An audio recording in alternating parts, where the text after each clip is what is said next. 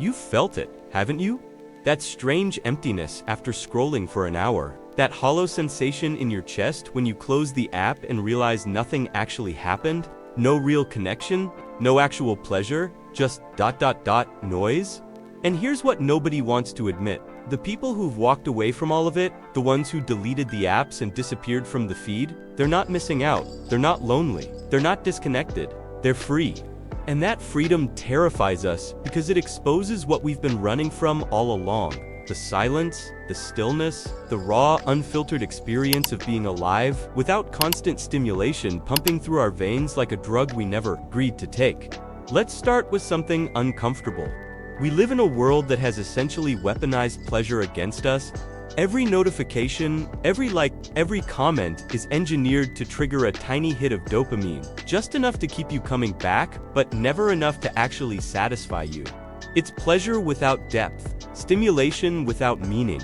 And the brilliant, terrifying part is that it feels like connection. It feels like you're part of something, but you're not. You're alone in a room, staring at a screen, experiencing a simulation of human connection, while the real thing slowly atrophies from neglect.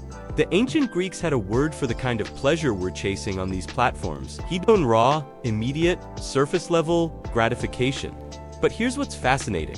When Epicurus, the philosopher most associated with hedonism, talked about pleasure, he wasn't talking about endless stimulation. He was talking about the absence of pain, peace, tranquility, the kind of deep satisfaction that comes from a simple meal with friends, a quiet evening without distraction, a mind at rest. He would have looked at our modern idea of pleasure, this constant barrage of content and updates and opinions, and he would have seen it for what it is, a form of torture disguised as entertainment, because that's what it is, isn't it? Torture, the endless scroll, the compulsive checking, the way you reach for your phone the moment you feel even a flicker of boredom or discomfort. You're not seeking pleasure, you're fleeing from something. And the people who've stepped away from social media, they're not fleeing anymore. They've stopped running. They've turned around and faced whatever it was they were so afraid of. The silence, the emptiness, the terrifying possibility that without constant distraction, they might actually have to be with themselves. And here's what they discovered. That emptiness you're so afraid of, it's not empty at all, it's full. Full of thoughts you've been drowning out, feelings you've been numbing, questions you've been avoiding. The people who leave social media don't become isolated hermits living in caves. They become present. They become alive in a way that's impossible when your attention is constantly fragmented across a dozen different feeds and platforms and conversations that aren't really conversations at all. Think about the last time you had a truly satisfying experience. Not a pleasant distraction, not a way to pass time, but something that left you feeling genuinely fulfilled. Chances are, it wasn't mediated through a screen. It was direct, immediate, real. A conversation where you actually listened instead of waiting for your turn to speak. A meal where you tasted the food instead of photographing it. A moment of beauty that you experienced fully instead of trying to capture and share and convert into content for an audience. That's probably not even paying attention because they're too busy creating their own content for you not to pay attention to. This is the trap. We've turned experience itself into performance. We've made living subordinate to documenting, and in doing so, we've lost touch with the very thing we're supposedly trying to capture and share. Genuine, unmediated experience. The kind of experience that doesn't translate well to a screen because it's too subtle, too personal, too dependent on context and presence, and the thousand tiny details that make a moment matter. The philosopher Nietzsche talked about slave morality versus master morality. Stay with me here, because this connects. In his framework, slave morality is reactive. It's defined by what it's against, by what it lacks, by its resentment of those who have what it doesn't. Master morality, on the other hand, is active. It creates its own values. It determines for itself what is good and worthy and meaningful. Now, apply that to social media. When you're scrolling, you're in reactive mode. You're consuming other people's values, other people's lives, other people's definitions of success and happiness and worthiness. You're letting the algorithm decide what deserves your attention. You're operating in slave morality, constantly comparing yourself to others, constantly seeking validation from an audience that's barely there. But when you step away, when you reclaim your attention and your time and your mental energy, you move into active mode. You become the creator of your own values. You decide what matters. You determine what's worthy of your limited time and consciousness. You stop performing and start living. And that's deeply threatening to a system that depends on your constant participation, your endless consumption, your willingness to trade your attention for the illusion of connection. And if you've been resonating with this, maybe it's time to join the space where we go deeper every week. You know where the button is? Let's talk about what actually happens when you remove constant stimulation from your life. At first, it's uncomfortable, borderline painful, even. You feel the urge to check your phone, like an itch you can't scratch. You experience what can only be described as withdrawal symptoms. Anxiety, restlessness, the sense that you're missing something important. And you are missing something, but it's not what you think. You're missing the numbness, the distraction, the ability to flee from your own thoughts and feelings whenever they become uncomfortable. But if you push through that initial discomfort, something remarkable happens. Your attention starts to recover. Your ability to focus, to think deeply, to sit with an idea or a book or a conversation without feeling the constant pull toward distraction, it comes back, not immediately, not all at once, but gradually. Like a muscle that's been atrophied from disuse, your capacity for sustained attention rebuilds itself. And with it comes something else. Something harder to describe, but impossible to ignore once you feel it.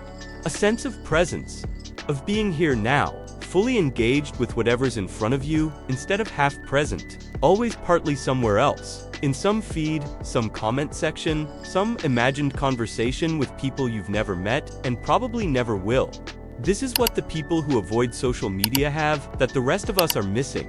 Not some moral superiority, not some special discipline or willpower, just presence. Just the ability to be where they are, doing what they're doing. Without the constant mental background noise of notifications and updates and the annoying sense that something more interesting is happening somewhere else. And here's the thing, there isn't. There's nothing more interesting happening anywhere else. The most interesting thing, the only thing that actually matters, is happening right here, right now, in your direct, immediate experience. But you can't access it if your attention is always somewhere else. The Stoics understood this. Marcus Aurelius, the Roman emperor who wrote philosophy in his spare time between running an empire and fighting wars, he kept coming back to this idea: the obstacle is the way. What you're avoiding is exactly what you need to face. The discomfort you're fleeing from through constant distraction is the very discomfort that, if faced directly, would transform you. Because discomfort isn't your enemy. It's information. It's your psyche trying to tell you something. Maybe that you're living in a way that's not aligned with your deeper values. Maybe that you're avoiding a difficult conversation or decision. Maybe that you're numbing yourself to avoid feeling something that needs to be felt. But you can't hear any of that if you're always drowning it out with notifications and updates and the endless stream of other people's thoughts and opinions and performances. You can't think clearly if you never give yourself space to think. You can't feel deeply if you're always interrupting your feelings with distractions. You can't know yourself if you're always consuming someone else's version of who you should be. And this brings us to the real question, the one that makes all of this matter. What are you actually running from? Because that's what social media addiction is. When you strip away all the rationalizations and justifications, it's not about staying connected. It's not about keeping up with friends or news or culture. It's about running, fleeing. Avoiding something that feels too big or too painful or too empty to face directly. And the cruel irony is that the more you run, the bigger it gets. The more you avoid the silence, the more terrifying it becomes. The longer you go without really being with yourself, the stranger you become to yourself. The people who leave social media, they're not braver than you. They're just tired of running. They've reached a point where the cost of avoidance is higher than the cost of facing whatever they've been avoiding. And what they find when they finally stop running and turn around to look at what they've been so afraid of is that it's not as terrifying as they imagined. The silence isn't empty, it's full. The boredom isn't meaningless. It's where creativity comes from. The discomfort isn't something to be fixed or escaped. It's information about how you're living and what needs to change. Here's something nobody talks about. Boredom is a gift. It's your mind telling you that what you're doing isn't engaging enough. isn't meaningful enough, isn't worthy of your limited time and attention. But we've pathologized it. We've made it something to be avoided at all costs. The moment we feel even a hint of boredom, we reach for our phones, we scroll, we consume, we distract ourselves from the very signal that could guide us toward something more meaningful. It's like feeling hungry and taking an appetite suppressant instead of eating. You've solved the symptom but ignored what it was trying to tell you. And if this is landing differently than you expected, maybe that's a sign. Maybe it's time to be part of something that doesn't just skim the surface. You know what to do. The philosopher Heidegger had this concept called thrownness, the idea that we're thrown into existence without asking for it, into a particular time and place and set of circumstances that we didn't choose. And our response to that thrownness, how we deal with the anxiety and uncertainty and sheer absurdity of being alive, that determines the quality of our existence. Now, most of us respond to thrownness by fleeing into what Heidegger called the they. We lose ourselves in what everyone else is doing, thinking, valuing. We let the crowd determine our choices. We scroll because everyone scrolls. We post because everyone posts. We perform our lives for an audience because that's what the they does. But there's another option. Heidegger called it authenticity. It's when you step out of the they and make choices based on your own confrontation with existence, not based on what's popular or trendy or expected. Based on your own reckoning with the fundamental facts of being alive, that you're here for a limited time, that death is certain, that meaning isn't given but created, that you are radically free and radically responsible for what you make of your existence. And here's the connection. You can't have that confrontation. You can't achieve authenticity if you're always drowning yourself in the they. If you're always scrolling, always consuming other people's opinions and lives and values. You never have to face your own. You never have to create your own meaning. You can just borrow theirs. But borrowed meaning is no meaning at all. It's just distraction with extra steps. The people who avoid social media, they're not escaping from life. They're escaping into it. They're choosing direct experience over mediated performance. They're choosing presence over distraction. They're choosing to face their thrownness instead of fleeing from it into the they. And yes, it's harder. Yes, it's uncomfortable. Yes, there are moments of loneliness and boredom and anxiety, but those moments are real. They're yours. They're part of the texture of an authentic life. And they're infinitely more valuable than the pseudo-connection and empty stimulation that passes for engagement on social media. Let's get more specific. What does empty stimulation actually look like? It's the scroll that never satisfies. The content that's mildly interesting but never actually meaningful. The conversations that feel like conversations but don't require you to really listen or think or engage. It's the constant stream of opinions about things that don't matter, delivered with the urgency of things that do. It's the performance of caring about causes you forgot about 5 minutes after you shared the post. It's the likes and comments that create the chemical sensation of validation without any of the actual substance of being seen and known by another human being. Empty stimulation is pleasure that leaves you emptier than you started. It's the opposite of what Epicurus meant by pleasure. He distinguished between necessary pleasures and unnecessary ones. Necessary pleasures are things like food when you're hungry, water when you're thirsty, shelter when you're cold. They satisfy real needs. Unnecessary pleasures are everything else. Luxuries, indulgences, things we want but don't need. And here's his crucial insight. Pursuing unnecessary pleasures leads to anxiety and dissatisfaction because there's never enough. You can never have enough status, enough luxury, enough stimulation. The appetite grows with feeding, but necessary pleasures, they're limiting. Once you're fed, you're fed. Once you're warm, you're warm. The satisfaction is complete.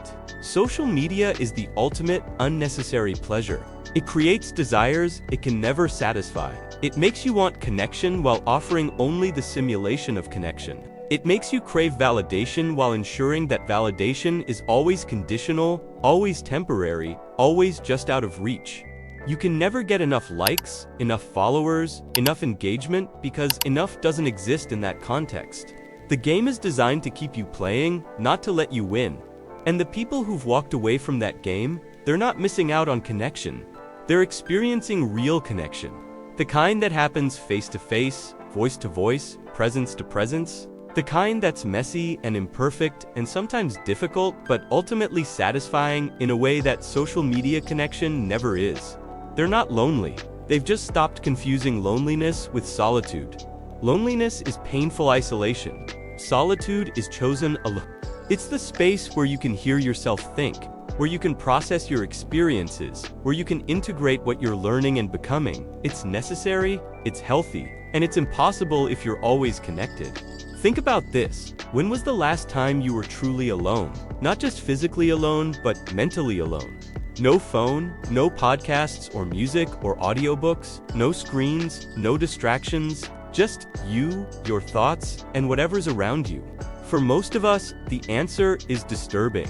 We've engineered solitude out of our lives. We've filled every gap, every empty moment, every second of potential boredom with some form of stimulation.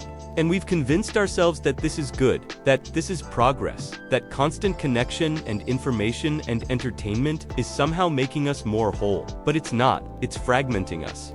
It's scattering our attention across 1,000 different things until we're never fully present for anything.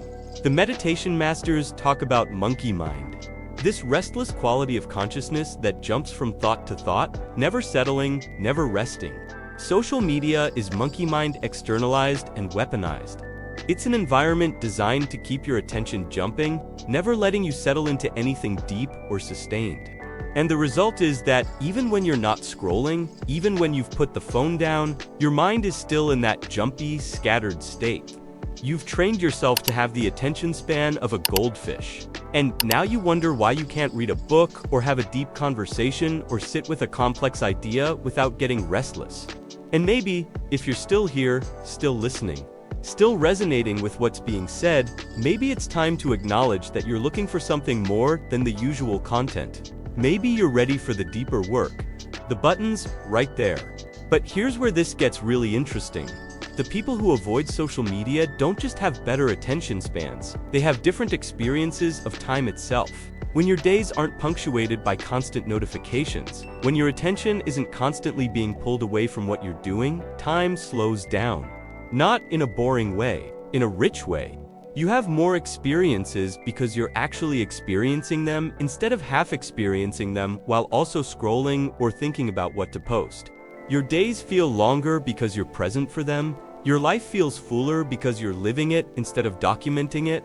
There's a philosophical concept called kairos versus chronos. Chronos is clock time, the mechanical progression of seconds and minutes and hours. Kairos is experiential time, the quality of a moment, its richness and depth and meaning. When you're always on social media, you live in chronos. Time is just time, empty and mechanical, something to be filled with content and activity. But when you step away, when you reclaim your attention, you start living in moments matter. Time has texture. You remember your days because you were actually there for them. This is why people who avoid social media often report feeling like they have more time. They don't. They have the same 24 hours everyone else has, but they're experiencing those hours differently, more fully, more richly, with more presence, and therefore more depth. It's not that their days are less busy, it's that their business is chosen, intentional, engaged. They're not constantly context switching between the real world and the digital world. They're just here, doing this thing, fully engaged, and then when that's done, they move to the next thing with the same level of presence. Compare that to your average day on social media. You're having breakfast, but also scrolling. You're working, but also checking notifications. You're having a conversation, but also thinking about something you saw online. You're never fully anywhere. You're always partly somewhere else. And at the end of the day, you feel exhausted, but you can't quite say what you did. You consumed content, you scrolled, you checked things, but did you actually experience anything? Did you create anything? Did you connect with anyone in a way that mattered? Probably not. You were busy, but it was empty business. Stimulation without nourishment. Aristotle distinguished between hedonic pleasure and eudaimonic pleasure. Hedonic is the surface stuff, the immediate gratification, the quick hits of dopamine. Eudaimonic is deeper. It's the satisfaction that comes from living in alignment with your values. from developing your potential, from meaningful work and relationships. Hedonic pleasure is eating junk food. Eudaimonic pleasure is the satisfaction of being healthy and strong. Hedonic pleasure is the scroll. Eudaimonic pleasure is the book you finished, the conversation you had, the project you completed. And here's the cruel truth. The more you chase hedonic pleasure, the less you're capable of eudaimonic pleasure. The more you train your brain to need constant stimulation, the less you're able to engage in the kind of sustained, focused work that produces real satisfaction. The more you feed the monkey mind, the harder it becomes to calm it down. You're essentially training yourself to be perpetually unsatisfied, perpetually seeking the next hit, perpetually incapable of the deep presence that real pleasure requires. The people who avoid social media, they've reversed that training.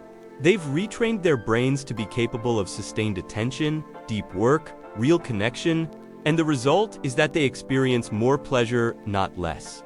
Not the shallow, empty pleasure of the scroll. The deep, rich pleasure of being fully alive, fully present, fully engaged with whatever they're doing. They've chosen eudaimonia over hedone, and that choice, more than anything else, is what makes them free. Because freedom isn't doing whatever you want, whenever you want. That's just slavery to your impulses. Real freedom is having control over your attention, your time, your mental energy. It's being able to choose where you focus, what you engage with, how you spend your limited days. And that freedom is impossible if you're addicted to the scroll, if you're compulsively checking your phone, if you're always half present and half somewhere else. You're free in theory, but enslaved in practice, bound by invisible chains to a device that's slowly draining your capacity for real life. So what would it take for you to step away? Not forever, necessarily, not dramatically, but just for a while. A day, a week, a month? What would it take for you to find out what's on the other side of the scroll? What would you discover about yourself if you gave yourself the space to actually be with yourself instead of constantly distracting yourself from yourself? What thoughts have you been drowning out? What feelings have you been numbing? What questions have you been avoiding? The truth is, you probably already know. There's something you've been running from, some discomfort you've been avoiding, some truth about yourself or your life that you don't want to face. And social media, with its endless stream of distraction and stimulation, is the perfect escape. It's always there. It's always interesting enough. It's always ready to pull you away from whatever you're trying to avoid. But the cost of that escape is your life, the real one. The one that's happening right here, right now, while you're somewhere else, scrolling. And if you're ready to stop scrolling and start living, if this has touched something real in you, then maybe it's time to go deeper. You know where the button is. Don't wait. The existentialists had a term for the anxiety we feel when we confront our freedom. Angst. It's not quite fear, it's more like vertigo. The dizzying sensation of realizing that you're radically free, that there's no script, no predetermined path, that you have to create meaning in a universe that doesn't provide it, and that's terrifying. Much easier to lose yourself in the they, to follow the crowd, to scroll and consume and let other people's lives and choices and values fill the void where your own should be. But here's what happens when you face the angst instead of fleeing from it. You become yourself, not the performed version of yourself that exists on social media, not the curated highlight reel, not the personal brand. Your actual self, messy, complex, contradictory, real.